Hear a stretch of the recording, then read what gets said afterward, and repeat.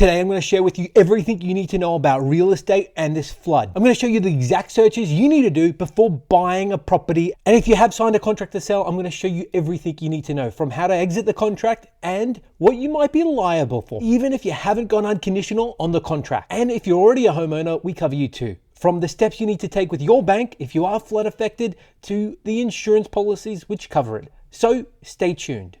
1. Searches to complete before you sign a contract to sell. And before I go through all the resources, you can jump onto our website and you'll be able to find all the links to everything we talk about in this video. Simply go to huntergalloway.com.au/Floodwise property report. You'll be able to find all the direct links to the resources we talk about.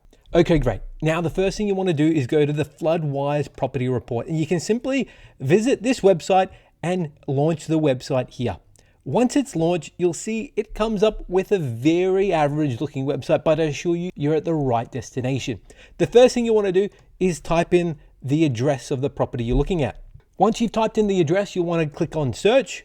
Providing it's founded, you can go ahead and view it as a PDF.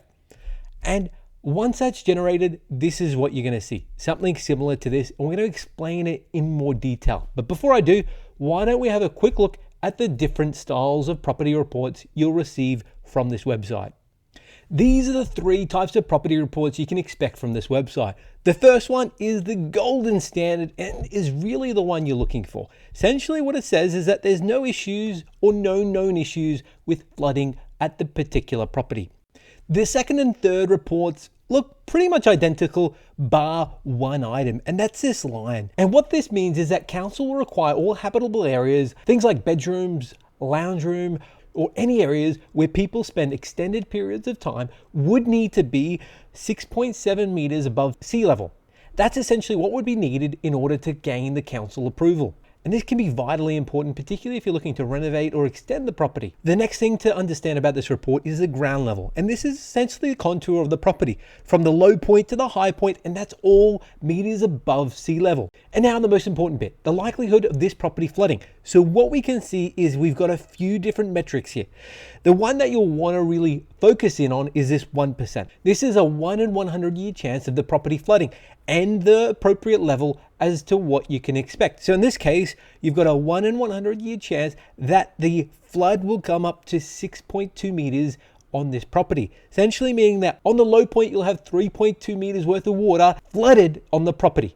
More importantly, you can also see what happened in the January 11 floods. Now, what's most important is with the recent floods that's happening, we'd expect this report to be updated over the coming months, but it's more than likely that these ratings will change. And the final thing you want to do is search the flood awareness map, which essentially gives you a graphical representation of that same data. But what you can see here is you can also look at the surrounding areas, which is really important. 2, you've signed a contract to sell. Okay, so what we have here is a standardized Real Estate Institute of Queensland contract to sell. One of the things you may not be aware of is if you've signed this contract, you've actually adopted the risk associated with that property, even if you haven't settled and even if you haven't gone unconditional. Let's take a look and understand the conditions you've signed. So going all the way to the bottom, we can get into the standardized terms and conditions. And we're looking for a condition 8.1. And what it says is that the property is at the buyer's risk from 5 p.m. on the first business day after the contract date.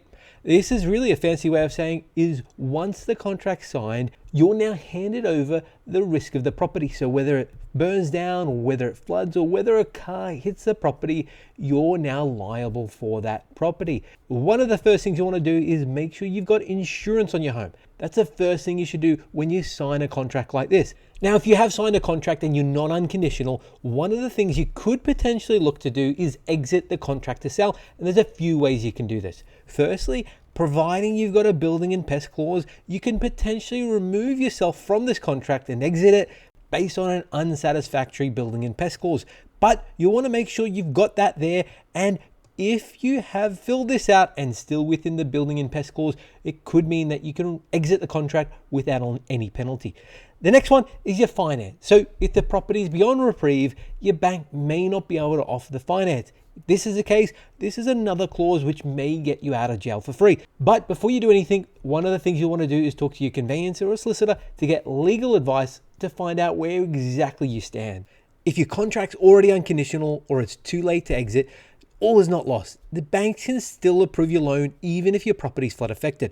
Typically, they'll send a valuer out to find what the damage is, and more importantly, we'll want to know what the likelihood of this is to happen again.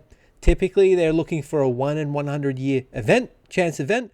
But now this has already happened in less than 20 years, one of the things we'd expect is for the bank to revisit their credit policy. I'm expecting that the banks will just want to see that you've got flood coverage in your insurance, but it's still too early to tell because this has just happened and we'd expect the goalpost to change over the coming weeks. 3. You have a home and a loan and have been affected by the floods. Well, firstly, I'm sorry to hear, and I hope that you're on the path to recovery. One of the first things you want to do is inform your bank of what's going on, and we're going to go through the major 4 banks and what they're doing to help people like yourself.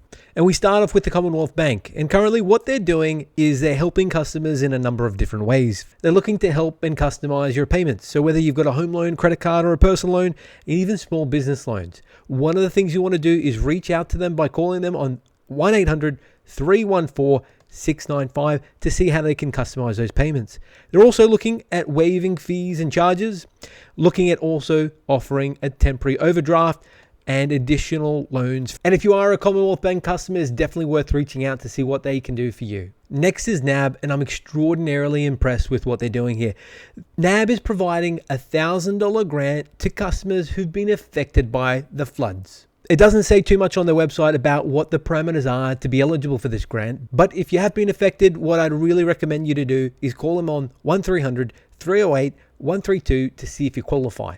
And on top of this, they're still helping customers in a variety of other ways, including reducing or even pausing home loan and personal loan repayments. So if you are a customer of the bank, it's definitely worth reaching out to them and seeing what they can do for you. And Westpac is doing much the same, helping customers defer repayments up to 3 months. So if you are a customer of the bank, you can either fill in this online form or call them on 1-800-067-497. And finally, we have ANZ, who's also helping with deferral of repayments and waiving some fees. So if you are a customer of theirs, it's best to call them on 1-800-149-549. Here at Hunter Galloway, we get home loans approved. So if you live in Australia and looking for a mortgage broker, we can help. There's no fee for our service and we help Australia wide. So reach out and visit us online at huntergalloway.com.au or call us on 1300-088-065. I hope you're all keeping safe out there, and I'll see you next time.